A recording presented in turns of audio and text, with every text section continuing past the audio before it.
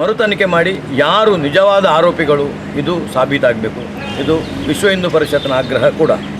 ಅದರೊಂದಿಗೆ ಮತ್ತೊಂದು ವಿಷಯ ನಡೀತಿದೆ ಏನಂತಂದರೆ, ಧರ್ಮಸ್ಥಳ ಕ್ಷೇತ್ರ, ಶ್ರೀ ಕ್ಷೇತ್ರ ಧರ್ಮಸ್ಥಳದ ಮೇಲೆ ನಿರಂತರ ಅಪಪ್ರಚಾರ, ಅಪಮಾನ, ಅವಮಾನ ಮಾತ್ರ ಅಲ್ಲ, ಅದರ ಧರ್ಮಾಧಿಕಾರಿಯ ವಿರುದ್ಧವೂ ಕೂಡ ಇಲ್ಲ ಸಲ್ಲದ ಹೇಳಿಕೆಗಳನ್ನು ಯಾರೋ ಒಟ್ಟಾರೆ ಮಾತಾಡ್ತಿದ್ದಾರೆ.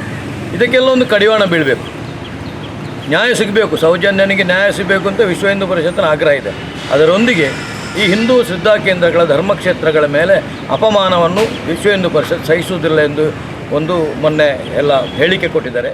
ವಿಶ್ವ ಹಿಂದೂ ಪರಿಷತ್ ಮಂಗಳೂರು ವತಿಯಿಂದ ಕುಮಾರಿ ಸೌಜನ್ಯ ಕೊಲೆ ಪ್ರಕರಣ ಆದಷ್ಟು ಬೇಗ ಇತ್ಯರ್ಥವಾಗಿ ನಿಜ ಆರೋಪಿಗಳಿಗೆ ಶಿಕ್ಷೆ ಆಗಬೇಕು ಮತ್ತು ಧಾರ್ಮಿಕ ಕ್ಷೇತ್ರಕ್ಕೆ ಅಪಮಾನ ಆಗಬಾರದು ಎಂದು ಶರವು ಮಹಾಗಣಪತಿ ದೇವಸ್ಥಾನದಲ್ಲಿ ವಿಶ್ವ ಹಿಂದೂ ಪರಿಷತ್ ಪ್ರಮುಖರು ಹಾಗೂ ಕಾರ್ಯಕರ್ತರು ಸಾಮೂಹಿಕ ಪ್ರಾರ್ಥನೆ ಸಲ್ಲಿಸಿದರು.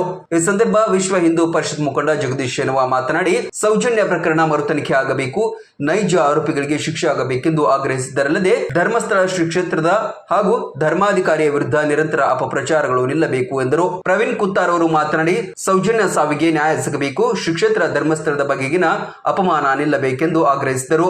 ವಿಶ್ವ ಹಿಂದೂ ಪರಿಷತ್ತು ಮಂಗಳೂರು ಜಿಲ್ಲೆದ ನಗರ ಮಟ್ಟಡು ಸರವು ದೇವಸ್ಥಾನಡು ಸೌಜನ್ಯ ಗುಂಜಿ ನ್ಯಾಯ ತಿಕೋಡು ಪಂಪಿನ ಉದ್ದೇಶಗೋಸ್ಕರ ಎಂಗುಳಿನಿ ಮಾತ ವಿಶ್ವ ಹಿಂದೂ ಪರಿಷತ್ತು ಅಂಚನೆ ಮಾತ ಎಂಗ್ಲ ಪ್ರಮುಖರು ಒಟ್ಟಿಗೂ ಸೇರೊಂದು ಎಂಗಳು ಸೌಜನ್ಯಗೆ ನ್ಯಾಯ ತಿಕೋಡು ಬಂದು ಒಂಜಿ ಪ್ರಾರ್ಥನೆ ಮಂತೊಂದುಲ್ಲ.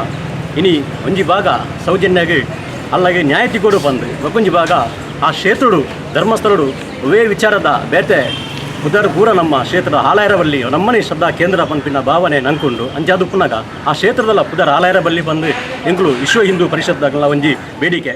ಈ ಸಂದರ್ಭ ವಿಶ್ವ ಹಿಂದೂ ಪರಿಷತ್ ಪ್ರಮುಖರಾದ ರಾಜಗೋಪಾಲ್ ರಾಯ್ ಕೊಟ್ಟಾರ್, ಬಾಲಕೃಷ್ಣ ಕೋಡಿಕಲ್, ಚೇತನ್, ಪ್ರಶಾಂತ್ ಪೂಜಾರಿ ಮತ್ತಿತರರು ಉಪಸ್ಥಿತರಿದ್ದರು.